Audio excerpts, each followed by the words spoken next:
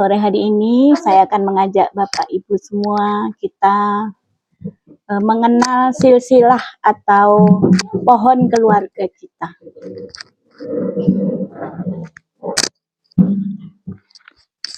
Pohon keluarga atau silsilah merupakan warisan yang terus hidup. Jadi dari satu keturunan ke keturunan yang lain itu akan terus hidup. Nenek moyang kita, spiritnya, semua akan menurun kepada kita dan hidup di dalam kita juga anak cucu kita. Kita sebut pohon keluarga ya Bapak Ibu. Pohon keluarga sering juga disebut silsilah. Apa pentingnya bagi seseorang mengenal silsilahnya? Apakah orang Kristen juga perlu mengenal silsilah?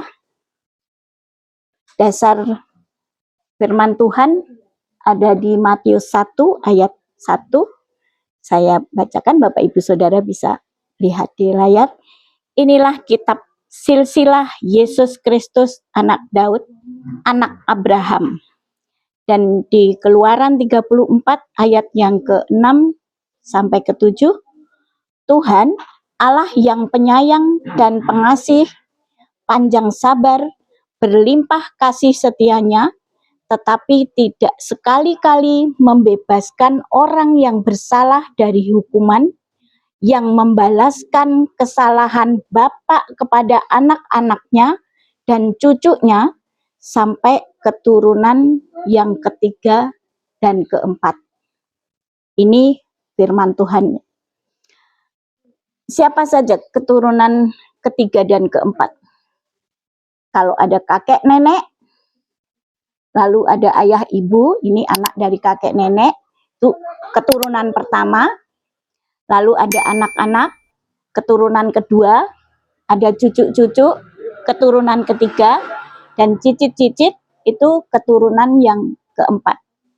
Berarti kalau ada seorang yang melakukan pelanggaran atau dosa di hadapan Tuhan yang mendatangkan kutuk, kutuk itu akan terus berlaku sampai 4 keturunan, itu berarti sampai cicit kita. Kalau kita melakukan pelanggaran itu sampai kepada cicit kita. Mengenal pohon keluarga atau silsilah merupakan bagian yang penting dalam hidup manusia, walaupun itu tidak ada hubungannya dengan keselamatan. Misalnya kita nih orang percaya ya, kita selamat. Belum tentu loh anak cucu kita selamat juga. Karena tidak secara otomatis keselamatan itu menurun. Jadi keselamatan tidak ada hubungannya dengan keturunan. Bukan hanya sekedar untuk melengkapi data, juga kita mengenal silsilah untuk administrasi, mengurus KTP, KK, dan sebagainya. Tetapi mengenal pohon keluarga ada alasan rohani dan alasan yang praktis yang bisa kita ambil, yang kita nanti akan pelajari ke depan. Kita semua punya pohon keluarga ya Bapak Ibu, silsilah yang berisikan nama leluhur kita. Alkitab banyak mencatat silsilah. Salah satu yang terpanjang dan terkenal itu silsilahnya Tuhan Yesus Kristus. Pohon keluarga juga bukan hanya bicara soal fisik, rupa, wajah, warna kulit, jenis rambut, suara, tapi juga soal non-fisik seperti karakter, kebiasaan, bahkan kecenderungan rohani. Mengapa pohon keluarga atau silsilah penting untuk dibahas? Ini memang jarang sekali ya dibahas ya, Pak Pendeta ya. Jarang sekali. Tapi kita harus tahu, karena tadi ada dasar firman-nya ya. Ada 7 alasan mengapa kita harus membahas silsilah atau pohon keluarga. Yang pertama, untuk mengetahui asal-usul kita. Yang kedua, mengenali sifat turun-temurun, fisik dan non-fisik. Nanti kita akan lihat uraiannya satu persatu. Yang ketiga, memahami hubungan Alkitab dan silsilah. Kemudian yang keempat, untuk menjaga hubungan keluarga. Yang kelima, warisan dan hukum. Yang keenam, memutuskan rantai yang buruk. Yang ketujuh, menjadi pelajaran, inspirasi, dan teladan iman. Kita lihat yang pertama, untuk mengetahui asal-usul. Kita tidak ada yang muncul begitu saja di dunia ya Bapak Ibu ya. Tidak ada yang ujuk-ujuk ada gitu ya, muncul dari batu gitu kan. Suka ada guruan lahir dari batu gitu ya. Tidak seperti itu. Setiap manusia memiliki silsilah atau garis keturunan. Pohon keluarga membantu kita tahu dari mana kita berasal. Menanamkan identitas dan rasa memiliki. Contohnya di Alkitab. Silsilah Yesus dicatat di Matius 1 ayat 1 tadi ya, untuk menunjukkan asal-usulnya yang sah sebagai Mesias. Jadi Tuhan Yesus pun juga tidak ujuk-ujuk. Tuhan Yesus itu siapa sih? Gitu. Ada urutan-urutannya. Ke atasnya, oh dia anak Maria dan Yusuf. Ke atasnya lagi anak siapa. Itu kita bisa pelajari di dalam Alkitab. Yang kedua, untuk mengenali sifat turun-temurun atau adanya warisan fisik dan non-fisik. Warisan fisik itu bisa dilihat dan disentuh. Kemudian warisan non-fisik itu abstrak, tidak bisa terlihat, tapi bisa kita ketahui dari sifatnya. Contohnya warisan fisik itu warisan biologis, yang kedua harta benda. Warisan non-fisik, nilai hidup, trauma, kepercayaan, tanggung jawab, dan ada kepedulian. Warisan fisik adalah segala sesuatu yang diturunkan dari nenek moyang kita, dari satu generasi ke generasi berikutnya dalam bentuk yang nyata, yang terlihat dan dapat diraba atau disentuh, bersifat jasmani atau berupa materi. Ini mencakup sifat-sifat biologis, benda peninggalan atau kekayaan materi yang didapat atau diterima oleh keturunan langsung. Contoh warisan fisik. Warisan yang pertama warisan biologis atau genetik. Warna kulit. Ada yang kuning, ada yang putih, ada yang sawo matang, ada yang hitam, yang hitamnya sampai legam gitu ya. Ada yang bule, ada bulenya ini bule, maksudnya bule orang luar ya. Terus ada juga yang vitiligo. Kalau vitiligo itu bule-bule Indonesia itu loh, maksudnya yang kelainan kulit itu loh. Itu kan juga menurun itu. Itu genetis. Albino apa? Ya, albino. Tuh. Bentuk mata. Ada yang belok, ada yang sipit, ada yang juling, itu juga menurun. Juling itu juga bisa menurun. Lalu warna bola mata. Ada yang coklat, ada yang biru, ada yang hitam. Bentuk hidung juga gitu, ada yang mancung, ada yang pesek. Bentuk alis, tipis, tebal ya, jenis rambut. Itu warna rambut, itu semua contoh warisan fisik. Masih ada lagi nih. Bentuk jari, ada yang lentik, gemuk, bentuk bibir, lebar, mungil, ada yang sumbing juga. Saya punya relasi di Jakarta itu, dia sumbing, seorang laki-laki. Dia punya anak pertamanya laki-laki, sumbing juga. Itu genetis. Kemudian postur tubuh. Orang ada yang tinggi sekali, ada yang pendek. Ada yang gemuk, ada yang kurus, ada yang tegap, ada yang bungkuk, ada yang normal. Normal dalam artian lengkap ya, ada yang abnormal dalam artian cacat ya. Itu juga genetis. Lalu bentuk wajah, bulat, lonjong, kotak. Bentuk kaki, ada yang langsing, ada yang berisi.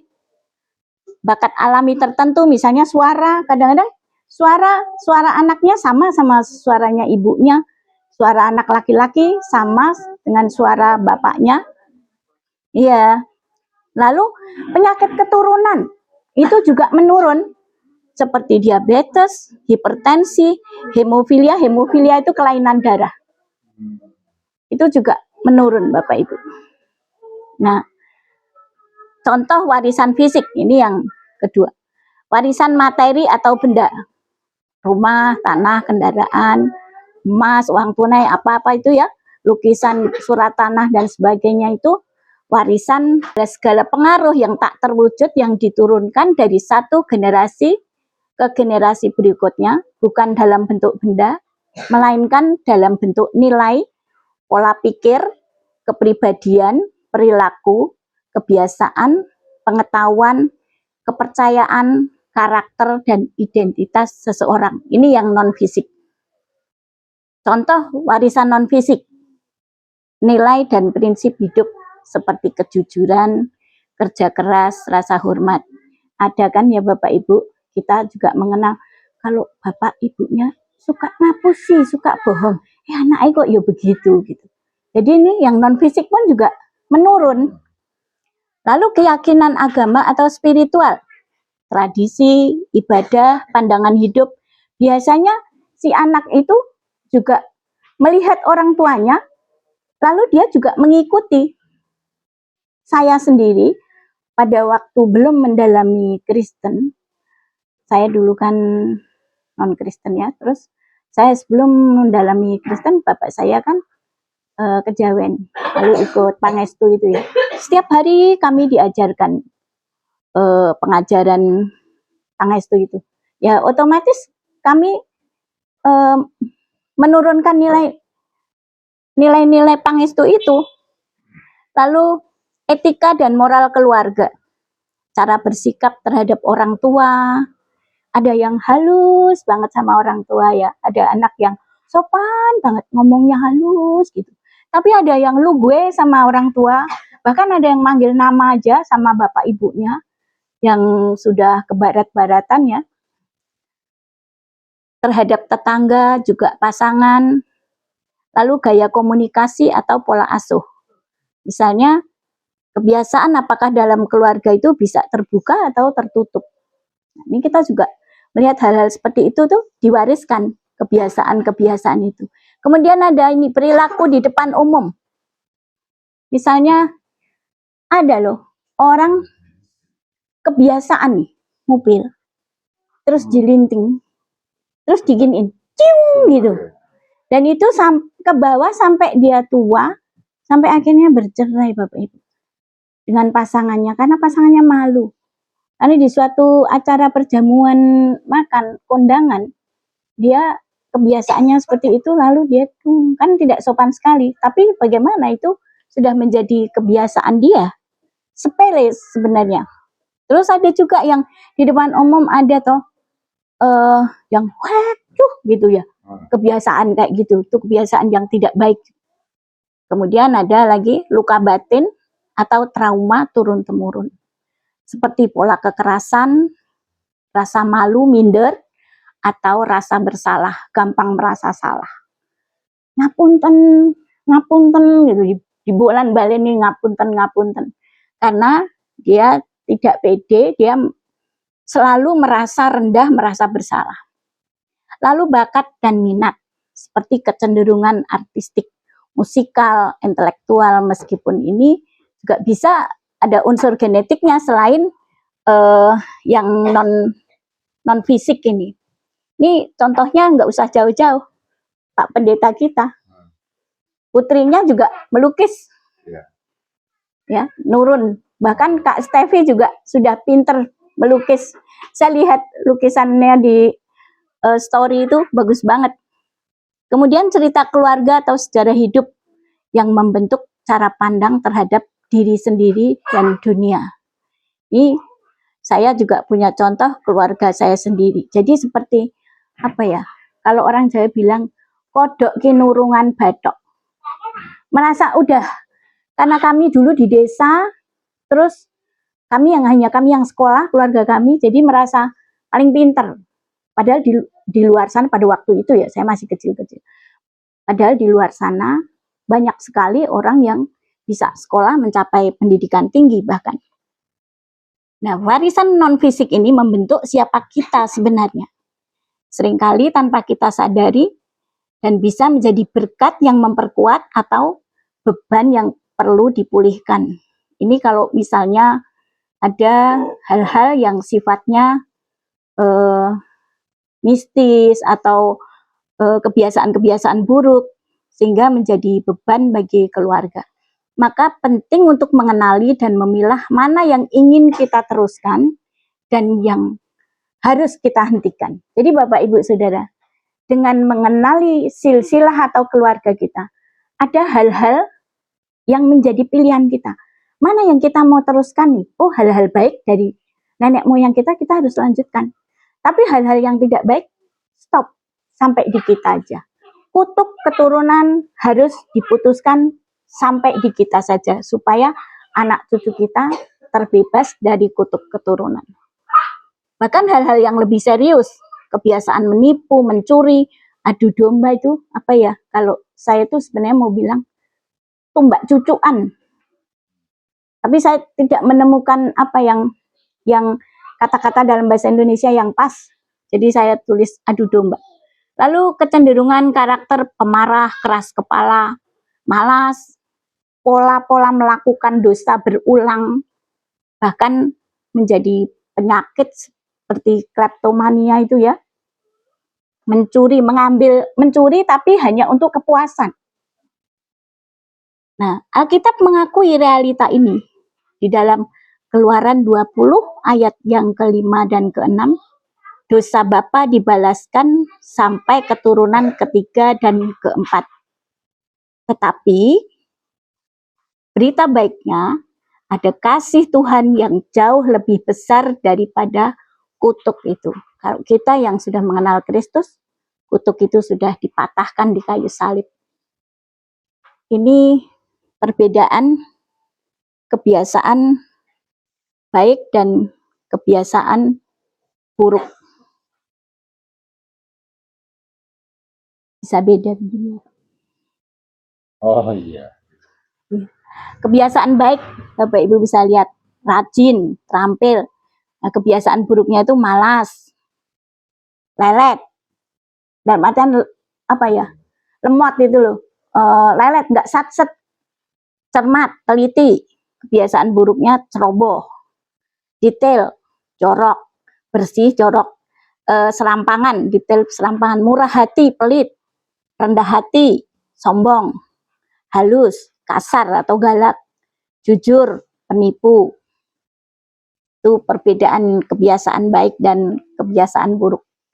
Lalu dengan mengenali sifat turun-temurun dan membahas istilah membantu kita waspada terhadap penyakit keturunan. Oh, kalau bapakku, ibuku gula, aku harus hati-hati soal makan. Kalau bapak ibuku hipertensi, aku harus hati-hati konsumsi garam. Seperti itu ya. Sifat buruk yang mungkin menurun, kecenderungan karakter, kasar, suka marah-marah itu. Kalau kita mewaspadai itu, kita bisa menghentikannya sampai di kita. Kemudian yang ketiga tadi Alkitab dan silsilah. Bukan sekedar nama. Silsilah itu. Silsilah di Alkitab menyimpan pesan rohani. Tuhan sangat peduli dengan asal-usul kita, Bapak Ibu. Tidak ada seorang pun dalam Alkitab yang juga datang entah dari mana. Seperti Yakub, Abraham, semua punya silsilah ya. Tidak ada yang di dalam Alkitab itu ujuk-ujuk ada gitu yang ini. Entah dari mana gitu. Yesus pun memiliki silsilah yang penuh dengan cerita. Ada orang benar.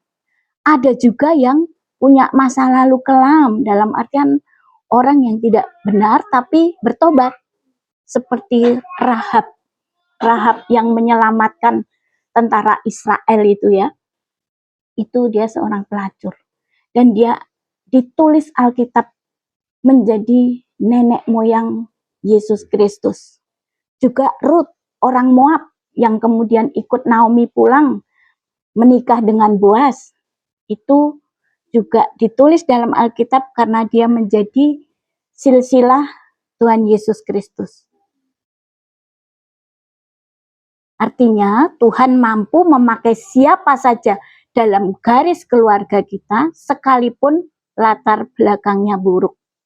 Jadi Bapak Ibu Saudara tidak usah berkecil hati atau minder rendah diri karena kalau mungkin memiliki garis keturunan yang kurang baik. Tuhan Yesus juga demikian. Karena Tuhan sanggup memperbaiki garis keluarga kita.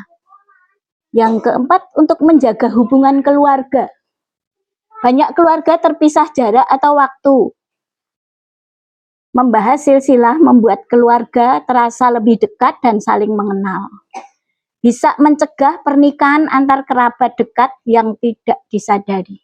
Kalau kita tidak mengenal keluarga kita, silsilah keluarga kita, nanti bisa ketemu di tempat jauh, menikah dengan sepupu sendiri, kan tidak bagus. Secara genetis tidak bagus. Kemudian yang kelima, warisan dan hukum. Dalam hukum, silsilah penting untuk urusan hak waris, kepemilikan tanah, rumah, atau harta benda lainnya. Legalitas dokumen keluarga. Kemudian yang keenam, memutus rantai yang buruk. Mungkin kita mewarisi kebiasaan buruk, temperamen keras, kecenderungan berbohong, kebiasaan moral yang tidak baik, tapi kita tidak harus melanjutkannya. Dan yang ini ada ayat firman Tuhan 2 Korintus 5 ayat 17, yang lama sudah berlalu, sesungguhnya yang baru sudah datang. Ada kuasa dalam Kristus untuk memutus ikatan dosa leluhur. Untuk membangun pola hidup baru yang kudus. Warisan iman juga bisa diwariskan ke anak cucu, seperti iman Timotius berasal dari nenek Lois dan ibunya Eunike di 2 Timotius 1 ayat 5. Kita punya tanggung jawab mewariskan yang baik pada keturunan kita. Nilai takut akan Tuhan, saya rasa di sini semua sudah mengajarkan ini kepada anak-anak kita ya. Lalu integritas, bersikap jujur dan konsisten antara yang diyakini, dikatakan dan dilakukan. Dan juga kasih, kita harus melakukan kasih. Yang ketujuh, menjadi pelajaran, inspirasi dan teladan iman. Dalam setiap keluarga pasti ada kisah inspiratif. Misalnya leluhur yang berjuang keras, menjadi pahlawan atau tokoh nasional. Kita mungkin tidak ada yang tidak tahu ya. Kalau yang jelas mungkin kakek moyang kita itu pasti semua, saya rasa semua pahlawan lah. Cuma ada yang tertulis, ada yang terkenal, ada yang tidak terkenal. Karena zaman dulu kan zaman peperangan ya. Zaman peperangan, cuman kita apa istilahnya, kepaten obor. Tidak tahu lagi kakek moyang kita siapa. Kemudian ada nenek moyang kita yang berhasil mengatasi kesulitan. Itu menjadi inspirasi buat kita. Menjadi teladan bagi generasi berikutnya. Bagi orang Kristen, silsilah menunjukkan rencana Allah yang besar. Tuhan memakai banyak generasi untuk menggenapi janjinya.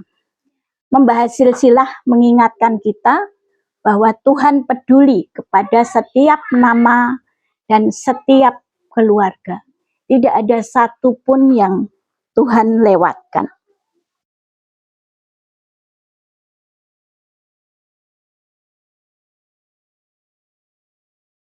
Yang terakhir kesimpulan, pohon keluarga bukan sekedar data atau nama. Membahasnya berarti mencegah masalah kesehatan atau sosial. Betul nggak Bapak Ibu Saudara? Kemudian mewariskan cerita dan iman. Membantu kita hidup lebih bijaksana.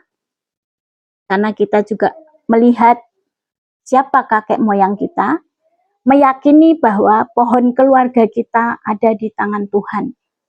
Tuhan sanggup mengubahkan sejarah keluarga. Dari yang tadinya mungkin tidak baik, menjadi sesuatu kebaikan. Pohon keluarga kita penting di mata Tuhan. Kita mewarisi banyak hal dari nenek moyang, baik fisik maupun non-fisik, bahkan yang tidak bisa hilang itu natur dosa dari Taman Eden. Itu setiap orang akan membawa itu, mewarisi itu. kecenderungan untuk berbuat dosa. Tetapi kita dipanggil untuk memutuskan rantai dosa dengan kuasa Yesus, mewariskan iman kepada generasi berikutnya. Himbauannya, mari kita membawa pohon keluarga kita masing-masing ke hadapan Tuhan, agar keluarga kita menghasilkan buah yang baik, menjadi pohon kehidupan dan bukan pohon kutuk. Dan kita percaya bahwa ada rencana Tuhan untuk keluarga setiap orang percaya. Di Yeremia 29 ayat 11, sebab aku ini mengetahui rancangan-rancangan apa yang ada padaku mengenai kamu. Demikianlah firman Tuhan, yaitu rancangan damai sejahtera dan bukan rancangan kecelakaan, untuk memberikan kepadamu hari depan yang penuh harapan. Haleluya.